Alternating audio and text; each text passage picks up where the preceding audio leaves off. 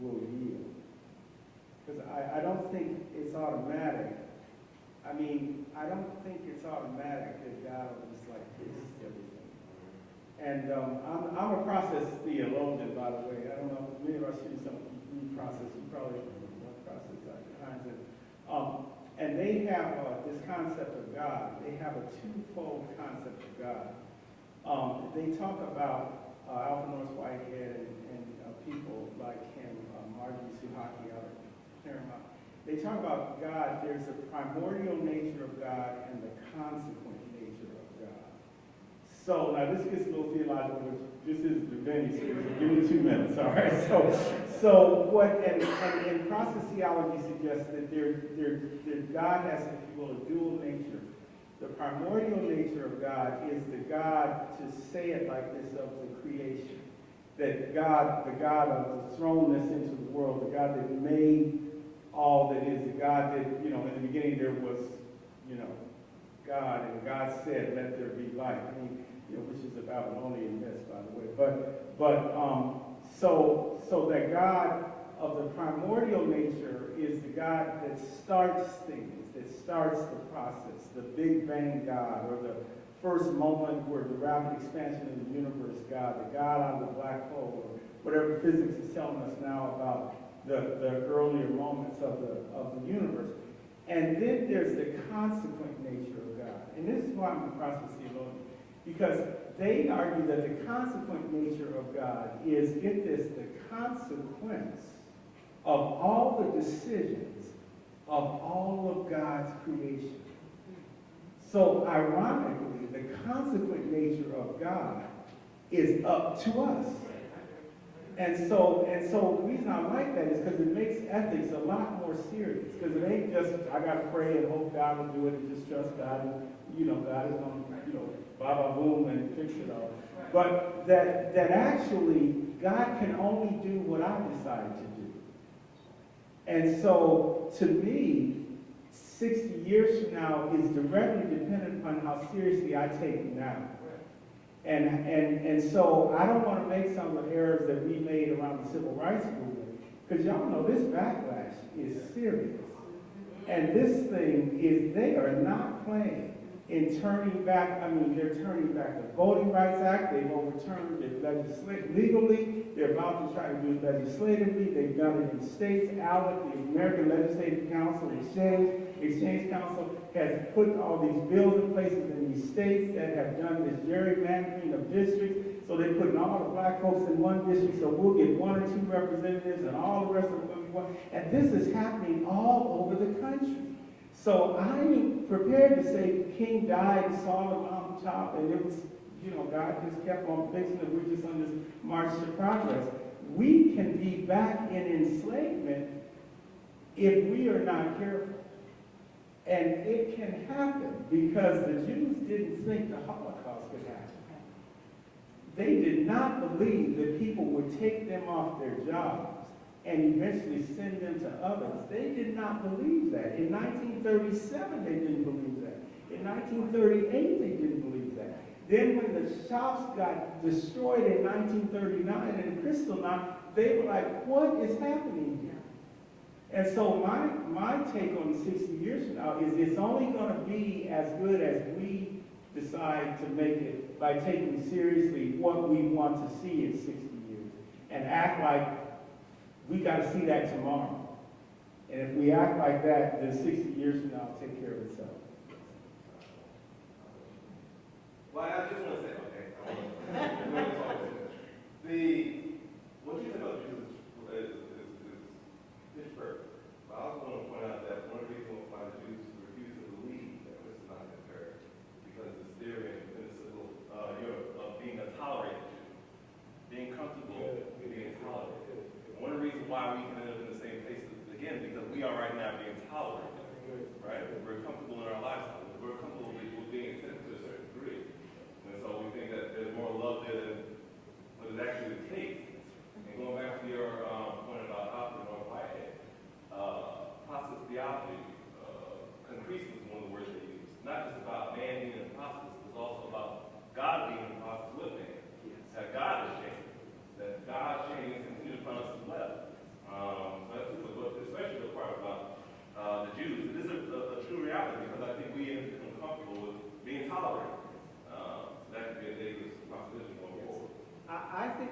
that the current Bible we ought to read is Michelle Alexander's book. What's the name? Jim Crow, the new Jim Crow. I mean, it should scare us to death. Because, y'all, this thing is between the brothers that they kill and the brothers in the prison system, in the injustice system.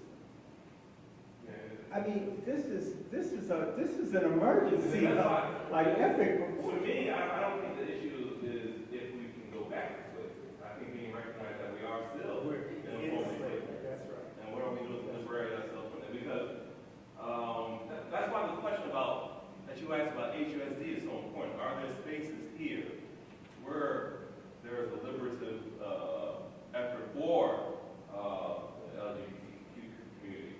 And the answer is, if you're not creating yourself, the administration, the faculty, many of the students here are not going to give it to you.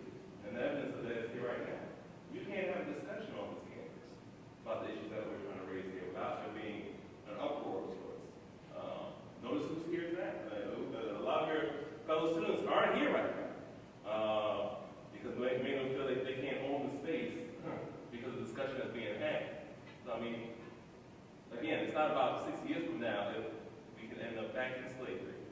Just if the slavery will be more intense 60 years from now than it is right now already. I think that's the question. Well, what does it say, that statement, that this is the best in the brightest? I'm going to acknowledge that. I wouldn't say that. Well, I'm going to say, I'm going to say that in these walls are the best and the brightest, and if the best and the brightest can't even engage in a dialogue, then how does those that we seek to serve engage in a dialogue? Yeah, well, that's the evidence of that's clear. Are we truly serving those who we're sending out with this knowledge? We're the best in the progress, but we're the best in the progress by trying to maintain the status quo, and that's an issue because it's security that we also want, right? And I appreciate your comment, but I don't. We aren't the best in the brightest. I mean, it's just not true, and it's not true. The black church doesn't produce the best and the brightest preachers. We tolerate madness from these preachers. They aren't saying anything most Sundays, and we take it week in and week out. We don't produce the best and the brightest, and I think the challenge for us is to start taking this opportunity to say, no, you will be the best and the brightest, and you will not preach as if you didn't go to seminary. When I come here, you preach. And if you do, then I'm not going to release your transcript when your job writes for it. So you say that's an institution? And that's, in some sense, on us as an institution to begin to do that. So I think we can then force people, mold people into the best and brightest. But I think we have to give up this arrogance that, because we in divinity school, black folks in divinity school getting an MDiv, y'all are getting an MDiv, you getting a stamp on your passport so you can get a higher job or get a bigger church. I mean, people aren't coming here for an education often. A lot of our students are, and some of our students are not. And my challenge to us is to take seriously that that's the case and say, no, we won't let you through here if you're really not here to get an education. But if you can, what you're saying, what comes to my mind here in this is, again, about what constitutes norm, what's norm. So this is Howard University School of Divinity. What if you get someone who's gone to some other, that takes the traditional, that has the traditional Christianity is taught, and that's where you hear this is what I was taught, this is all I know. This conversation that we're having here is totally different from conversations that I've heard in other schools. There isn't that kind of challenge. So when I hear the we, and I look out, and just like you said, I'm looking out at the we that's in the room right now, that would go and say, I had this very thoughtful, profound conversation today. It's just a few of us. And yes, there's so much that we can do, but the majority of pastors, I have a ministerial alliance of 1,700 clergy, ecumenical. Out of them, I would say 65% have MDivs. Maybe somewhere around 30% have DMins or doctorates in religion or whatever, something else. they're not talking about God in this kind of way. They're not going to talk about God in this kind of way. They're still there. So you say, talk about, Jesus and how we celebrate Jesus on the cross, and that's what they know. That's what they've been taught. That's what's out there, and that's what continues to be regurgitated over and over and over again. Getting folks to think outside the box, and that becomes abnormal. And the conversation because he always has done this to me, and he just like messes me up when he gets to talking about stuff.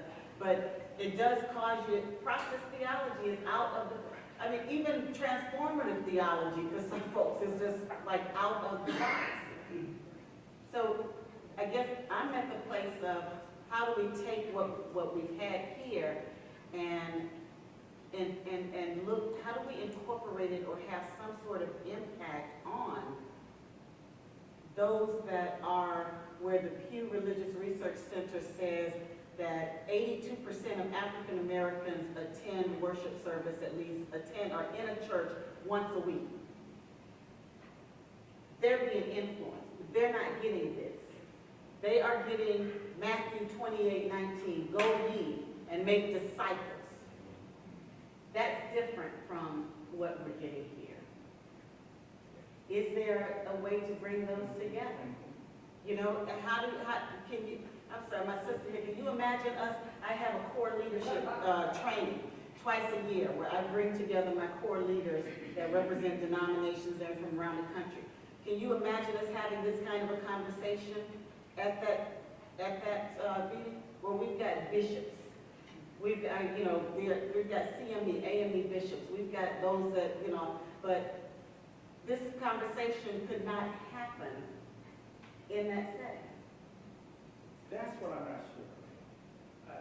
Go ahead, though. I want because there's several hands. So, yeah. I think he hit his hand first. Okay, and then. Go ahead, sir. I think the problem is not the Bible. Now, 45 years ago, a little white boy that I went to high school with wrote in my yearbook that if all men were blind, they were prejudged by the sensation of their own senses. Of the what? If all men were blind, they were prejudged through the sensation of their own senses. 35 years ago, I was a graduate student at Howard University, and we worked to form the first gay student organization here. 33 years ago, I stood outside of one of the biggest Pentecostal churches and held a sign that said, "And my house shall be a house of prayer for all people." Now, that everybody who came to that church that day saw that sign, and that sign was scripture. But they just ignored the sign. You understand what I'm saying? So I feel that the problem really is not scripture. The problem is anthropological, social, psychological things. I go as far as saying the essence of sin itself, self-centered pride. Because I don't speak, I believe that scripture is a means to an end, rather than itself. Because people use scripture, but they're thinking it's about something else, and they go to find. Usually people don't have scripture and then they think about it. They think about it and they go to the scripture.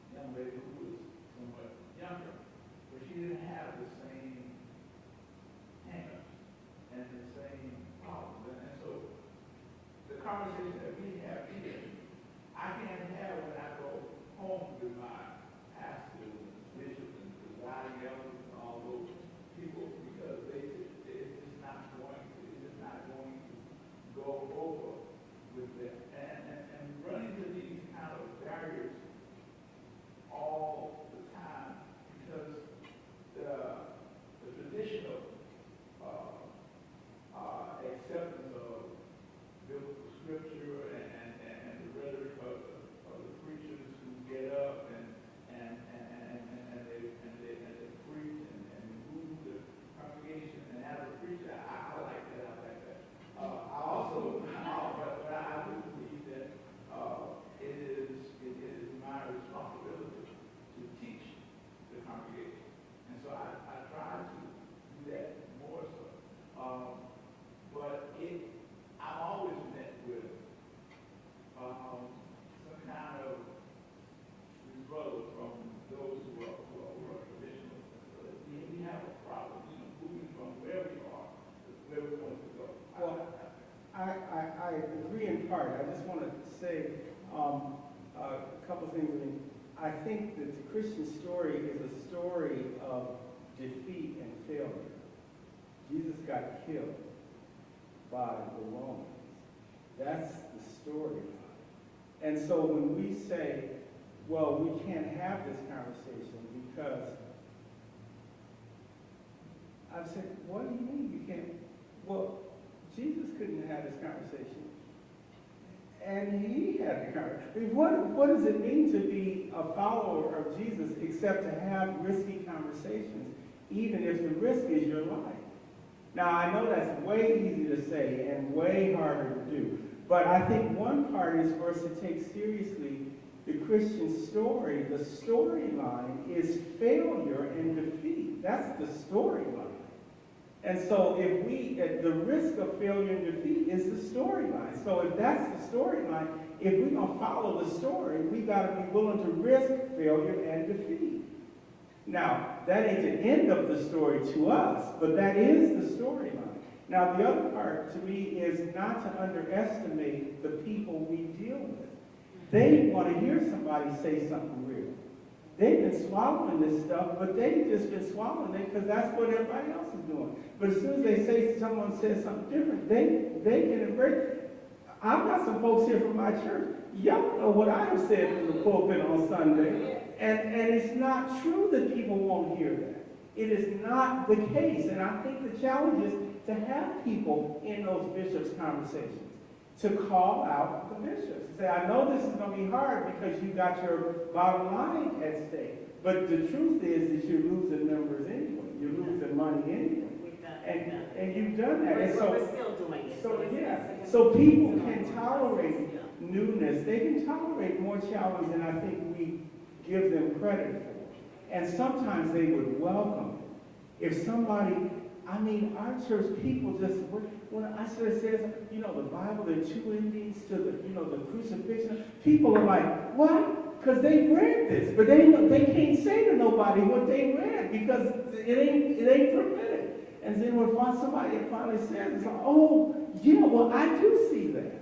And so then they're open to beginning to learn and grow. So I think the task for us is to take seriously the theme of the gospel is truth even if it's a risk. And so to me, that's the storyline. So I think we've got to practice that. How much of the space has to be created to even take that kind of risk? I mean, if you're an extremely conservative, reactionary congregation, you can be expelled and take that kind of risk. That's right. But see, I think it goes to how we manage physical space and bodies. I mean, what kind of bodies control the space that we're in?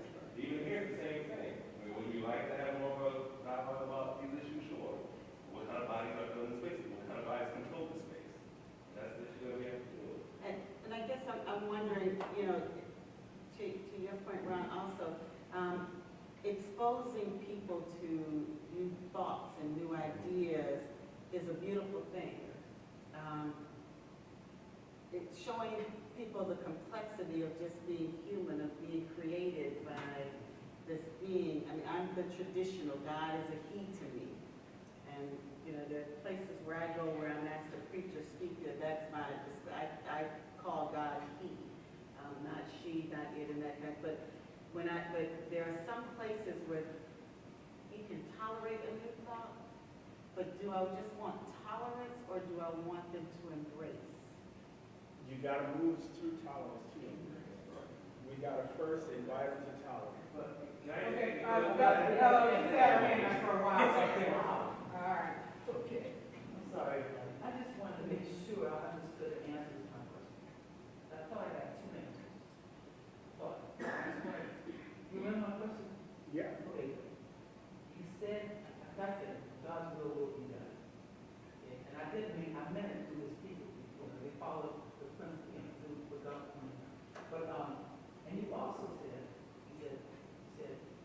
if the people do what God puts in their spirit to do, we should be better off in the 60s. But you also said there is legislation that's going on right now that's refuting all the stuff that we're doing.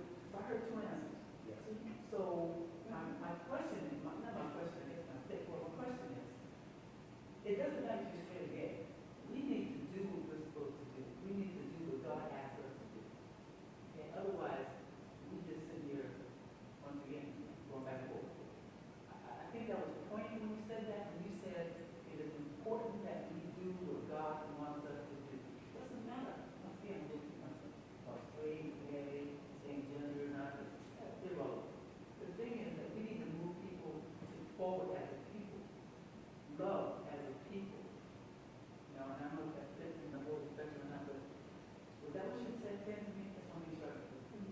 And then again, but that's yes, and that's the reality.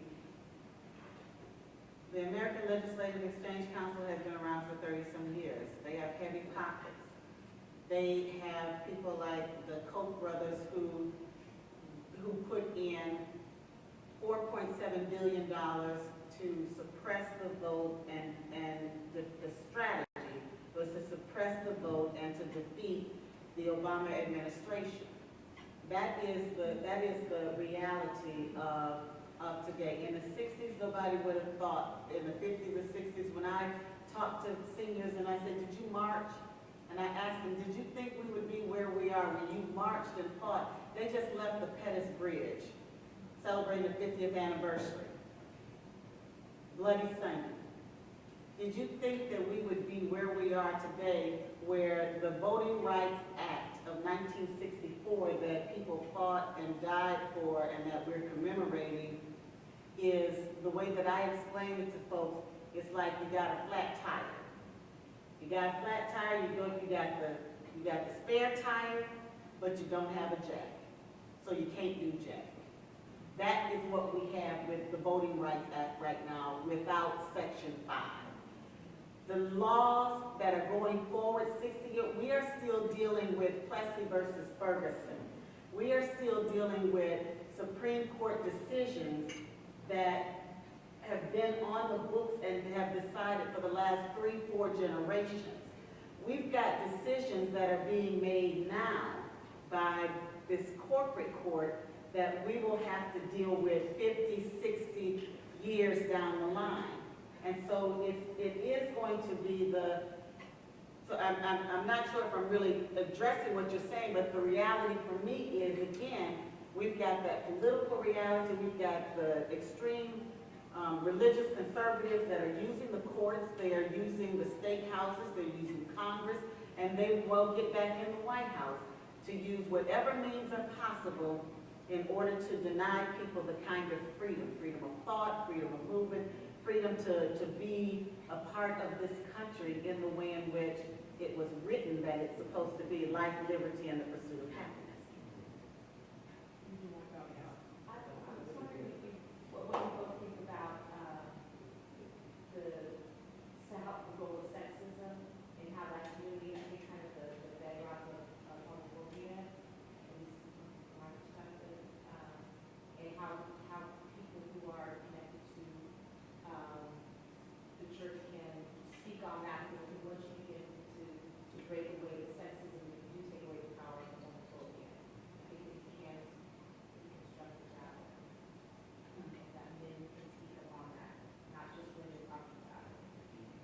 lot of times in the, what we teach are the intersectionalities of oppression. And so definitely sexism,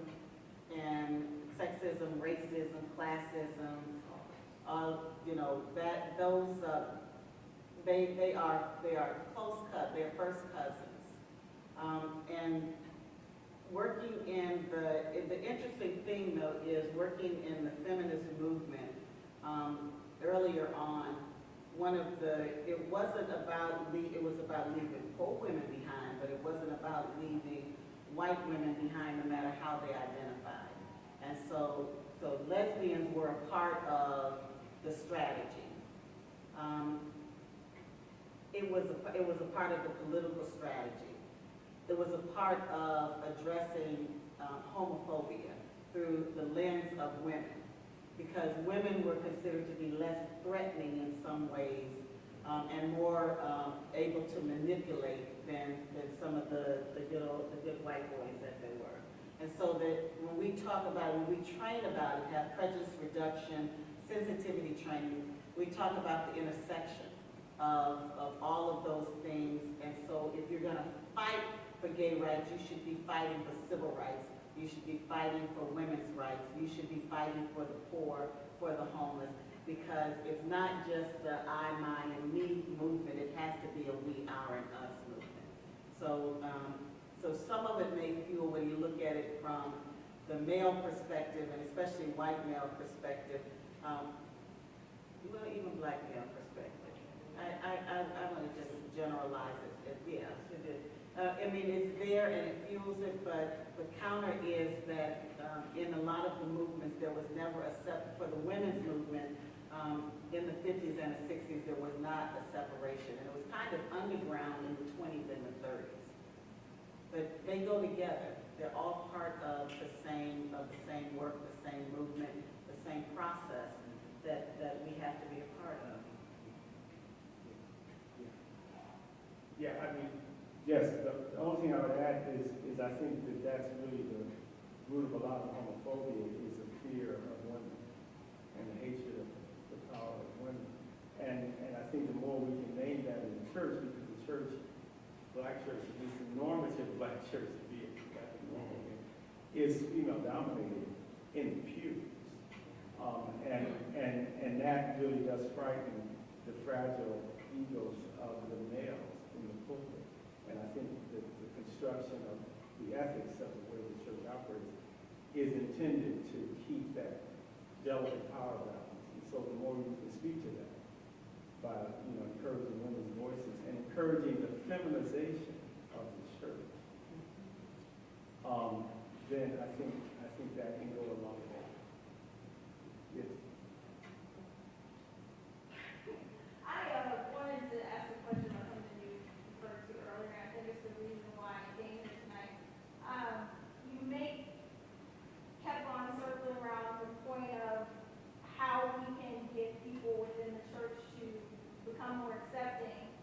And it was stated that it was something new to them, but I feel like I'm out and I have a family of probably at least 100 relatives that are, bloodless, meaning know I'm out. And they are supportive of my relationship. They go to church every Sunday. And, we could say that for probably most gay people who may or may not even attend church themselves, but have family members and friends. So I don't think that it's really a new concept. So why is it so hard to push people to say, instead of thinking of something foreign, saying, your son is gay, your daughter is gay, or you have a transgender cousin, whatever it might be. It's not as foreign as we would be seen.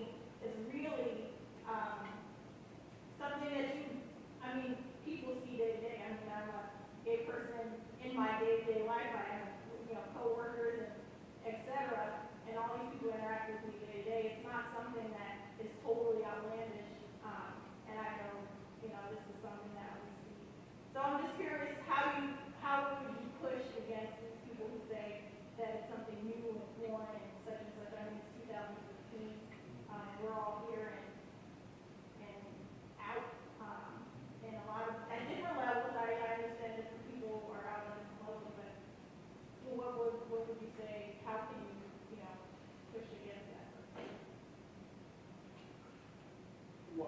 I mean, I would say what you're saying, it's just to name those things. We go to an extraordinary, I mean, I hate to plug my church, but our pastors have talked about sexual abuse and you know, rape and from the pulpit and homosexuality and families and all that. So I think as we name it, then we push against this reflex of secrecy. Because I think the problem is most people just want to belong to a group. And they early on get a sense of what the group tolerates and what the group won't tolerate. And then they just sign on to that. And they don't buy that stuff, truth be told. When they get home, they know their mama's gay, their daddy's gay, their cousin and all that. They gay and they got married or whatever. And they know it. So and they do know it. And I mean, y'all know it's true. That's why we laugh about it. And of course, but what we need is more people to say it aloud in a group so that people begin to have permission to finally live that. And I think that's how we undermine this what I call in one paper, working with Kelly Brown Douglas on, we call it constructive hypocrisy. There's a constructive hypocrisy in the black church around homosexuality. Because we know from the pulpit, through the organ and the choir, to the door, folks are gay. And people know it. They know it. And they're just hypocritical about it. But to me, it's a constructive hypocrisy because it is a hypocrisy that reveals an underlying truth, which is we are all a part of the same family. And I will shout when the gay organist plays the organ real good, because that's what I'm really relating to, is the organ sounds good. And so that other stuff that the preacher's hollering about will send me to hell, that ain't serious. Let's just shout because he plays so well, or she plays so well. So I think that kind of thing, if we can name those things more and bring it, so to speak, out of the closet, then I think people then will say, yes, me too, my family too. Well, yeah, that really don't bother me anyway. And then we can begin to get a transformative moment going in the church. And some of that also is, it's a reaction to something that's happened. Because, you know, the seriousness of the conversation around domestic violence didn't really take off previously until the NFL, the NBA folks got involved, right? The seriousness of transgender persons and being abused for clergy in Philadelphia did not really take off until one was beaten and beaten by a police officer, until he was beaten, left on the street by a police officer, and it just so happened that one of the clergy who passed by was that Good Samaritan. But he ended up dying anyway, but it raised a level of, since there was the reaction that's wrong. The coming out, there's a reaction, and how do you respond to it in the positive or the negative or even in the neutral? And so how people look at, how people get to the place where it shouldn't, you know, it's like, okay, well, it's whatever. Again, I don't know, I'm just cynical. Maybe it's because I'm getting ready to turn 55 and it's like, what the hell? But it's, you know, there's so many fights that I've had and been doing, but this is something that's really real. The acceptance of who we are, the acceptance of who you are, and who you're looking to accept you is the challenge. If you know, if I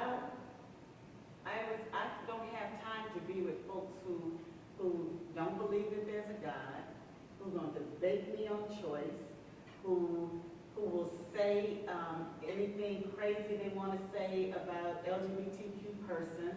I don't have time for those people. They're not a part of my strategy of empowerment. They're not a part of my strategy of love because they got a lot of time and a lot of money. I don't have all of that. I'm going to take what I have and be strategic with it.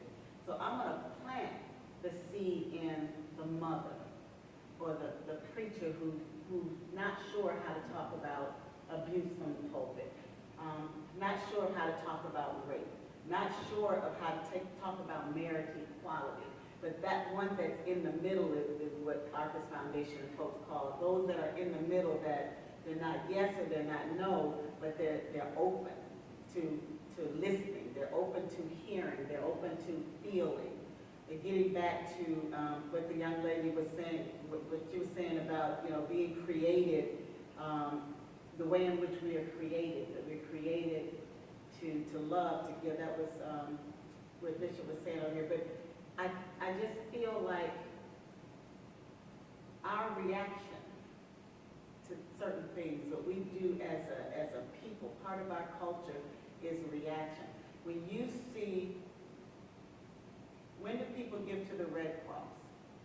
In reaction to a natural disaster. Then there's an outpouring. When do the blood drive? Well, we just had a tornado in Oklahoma. They now need blood. So there's an overpouring there, right? We've got the walls of the school that has collapsed. So there's a need for, you know, money to fund the buildings, to support the infrastructure. When the LGBT community came out and started doing the work, there was not a sense of urgency that was immediate, even though we knew about milk and we got all of the history of folks that did, but there wasn't for the overall country a sense of urgency.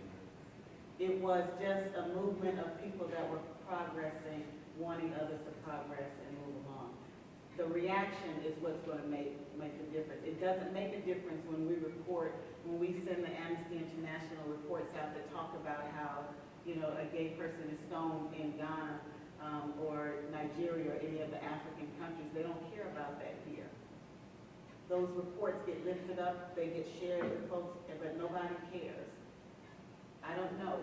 I don't want to say that it would take that kind of tragedy here, and probably won't, because we still got people being lynched and there's no outrage about it. But it's the reaction that gets you, and where do you look is for those that are willing to meet you somewhere along the way. Yes, this is an excellent conversation. I'm glad I was able to come in and take part of it here at the end of it. Unfortunately, I missed the beginning of it. But one thing that's resounding in my mind is the words from the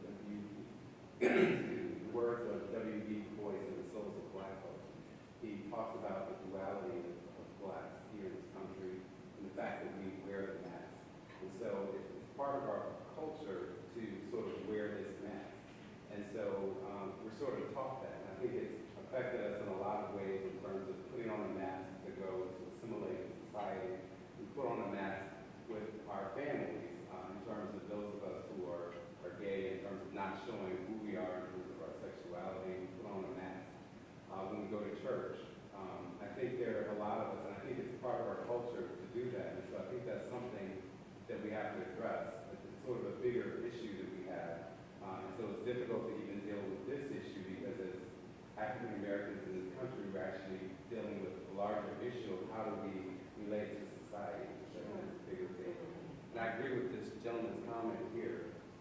When people think of sexuality or gay sex, they have their own thoughts about things, and then they take the scriptures afterwards and they sort of apply that to that. I think most people, they think they may have their own experiences of what happened to them when they were younger, their own experiences in terms of how they feel about sex, which is another issue that we don't deal with in our culture. So I think there's so many other things that we're dealing with that people can't actually get to this topic because we're wearing so many masks, we're hiding who we are on the inside.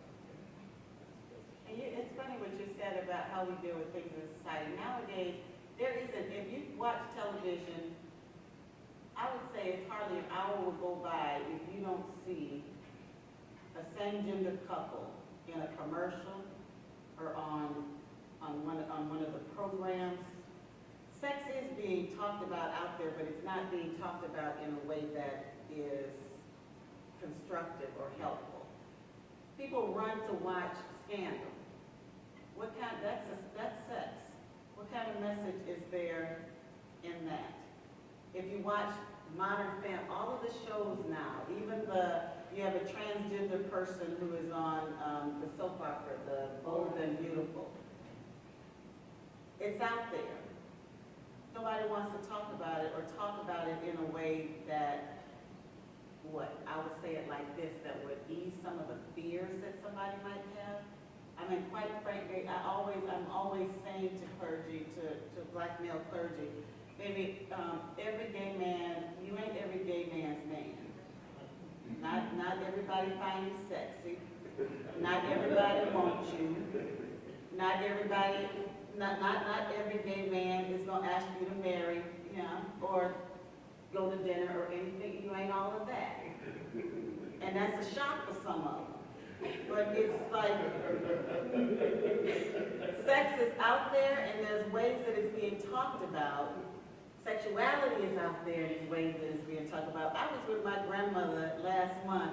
My grandmother is 87 years old, in Alexandria, Louisiana, and we were watching something on television, and they were showing what is that thing called, the preview of a show that was coming up, and it had the two men kissing, and my grandmother said, well, I knew I would live long enough to see that. Now, she surprised me when she said that, but it was like, that's part of what she grew up with, but it wasn't out there. It wasn't taught and it wasn't framed. The way we see things, I always ask clergy to have conversations with their young people about what they're watching on TV. Set aside social media stuff, but how are they processing what they see on television? How do you process, that you've got an Ellen DeGeneres who is out lesbian, then started the move, and she's got one of the most watched talk shows, and everybody just loves Ellen. How are they processing that? Is that a cool thing? And if so, how does it connect with what you, pastor, are preaching or teaching? They're friends.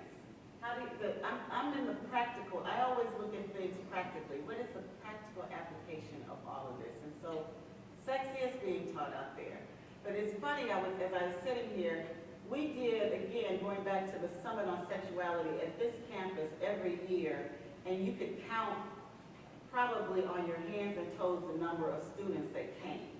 And we were here for 4 days that came to any of the sessions, whether it was on violence against women, teen pregnancy prevention, HIV/AIDS, homosexuality in the black church. The students didn't come, and we were right here at the school. People they only want to see things a certain kind of way. Well, I'll just say to that, I was a student here when y'all were having the break into the silence Yes. sessions. It sounded really great, but I had a workload with my classwork as well as working full-time and just regular life stuff. And quite honestly, the teachers didn't promote. So not to blame the teachers, but I'm trying to make a grade here. So I'm trying to, whatever they talking about, that's what I'm going to be talking about. Because I know when the test comes, that's what I'm going to be graded on. And while it sounded really interesting, gosh, that's fun. I want to get over there, but it was just kind of tough. But I did hear benefits of it. Like when I went over to play, I played in Black Baptist Church. And it furthered the conversation from the pulpit. And he got bold one Sunday to begin to talk about sex from the pulpit, like sex is good. Basically it's like the health, it was important, you was kind of real basic. But he said, no, it's good, you need to be basic.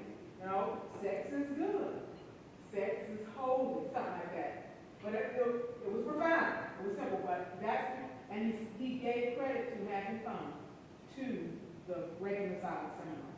But I tell you, as a student, I was glad he said that, but as a student, I just couldn't get by the way I wanted to get to the sessions, just because with everything to do, but I was glad they were happening. I was in Kelly Brown Douglas's class, and so that's like right up the alley. It's like, oh great, something is happening, but it was just hard to get by, and that's not what the professors were talking about. They weren't promoting that. Thank you. Yes. Thank you very much for saying that.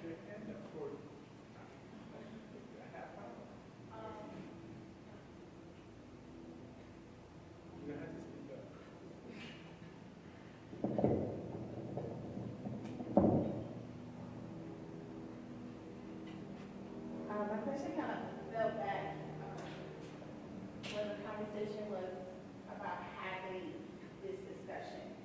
I feel like an integral part of my growing up was self-reliance, taught from my mother and my grandmother. And it has become to a point where I wore myself out, relying on myself. So when I begin to have these conversations and with other people, I believe that I'm not, it may not be changing the roles immediately, but I feel like the kettle hasn't gone in the water and the ripples have started. But as a leader, or as becoming a leader, how do you set yourself apart to maintain yourself and to stay in your roots of what you believe? Because the conversations can't be had, because people may remain silent, and if you do not speak, even if your voice shakes, you will lose out on someone who really needs to hear, because they may not even know how to ask a question. So as a leader, how do you set yourself apart to begin these conversations without feeling that you're not confident to have it? Without feeling what? Confident Confident, to have it. or losing your confidence. And I guess that goes back to what you said earlier about the risk. About willing, you gotta take the risk. You gotta be willing to step out there, to say something that's different, to say something that won't be popular, to say something that will affect your tithes and offerings. You know, I've worked with pastors who have moved to affirming churches, and they have lost their members. But they stood ground, and eventually, you know, some of them were able to rebound, if you will, and grow. Some of them weren't. But I think it's what you were saying earlier about the risk and challenging people to think differently. Yeah, I agree with that. The only thing I would say, batteries on, I guess. The only other thing I would say is a personal illustration, just to, you know, I'm a psychologist, and so I go see a psychologist, and I don't think it'd be hypocritical for me to be one and not see one. So and my shrink was just telling me today, he said, you know, you do a lot of just scripting. You're busy just like, you go into something, you've written the whole thing, like you just know exactly how it's going to go. And he said, why don't you just get in your own shoes and stop running ahead of yourself, you know. So I think a part of what holds us back sometimes is we just script things. We assume we know how it's going to go. Oh, I can't say this to the congregation because they will. Or I can't raise this in Bible study because they will. And I think the truth is we don't know what will happen. And so I think the challenge for us is to take the risk and discover that often the thing you fear the most will not come plain. And I think that's spoke with Joe. I got no reaction. The minute people read the Bible, that's such a famous quote of Joe. You know, he says, you know, after all his catastrophes, the thing I fear the most has come upon me. The thing you fear the most often doesn't come upon you. And so that's a lesson for me today in my own shrink session. But I think it applies for us to be able to speak as leaders, because often the things we fear the most will not come upon us. Well, can I just build on that? You mentioned Heidegger's being a time earlier. One of the important things is not even the strategy of having an idea of what's going to happen, but his emphasis, especially at the end of that book, is that you don't have time. You have time to be authentic, and you have time enough to do what you have to do. And so when you recognize that time is limited, there's a difference when you don't fear death, you don't fear the failure, you don't feel the backlash anymore. Because you recognize you only have limited time to do what you're supposed to do. And so you're struggling more so being as authentic as you can be in ministry. You know, saving souls becomes a secondary effect. I have a task to do. I'm happy as authentic as I can be in this time that I have, right? And I think this is a fearlessness. I have work to do. I have a limited amount of time to do it. Whether it's ministering to homosexuals, whether it's doing prison ministry, whatever it is, right? The sense of fearlessness. Wow. That's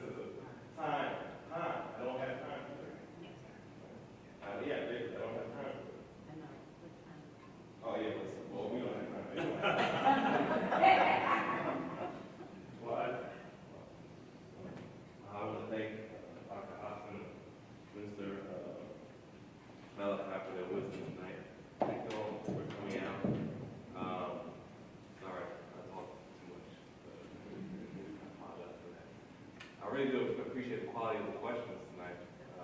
People did try to focus on the theme that we put forth tonight. And I think one of the more important lessons that we can gather from this is that each of you has so much wisdom about the issue at hand. But it seems that sometimes only in these spaces that we feel the urge to talk. One of the questions we have to ask ourselves: how do we continue not just discussion, but the quality of the discussion that we had? Do we have communities in place where we can continue these kind of dialogues? And if we don't, how do we go about forming them? I know that's one of the reasons why this alliance was formed. To facilitate a place where these kind of discussions can be had, a safe space where they can be had and where they can be beneficial. So thank you. Can I just say one thing, Dr. Because I just want to say thank you to you, and then I know Melissa McQueen and Alan and Reverend McCray have been very significant. That's why I was afraid to name people.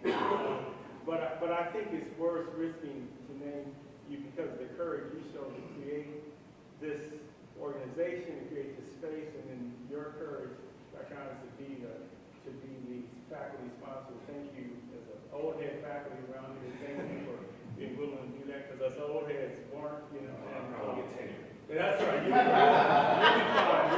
We're going to fight for that. But so I do want to recognize just the efforts of the people who did take a risk to develop this organization, to lead the organization.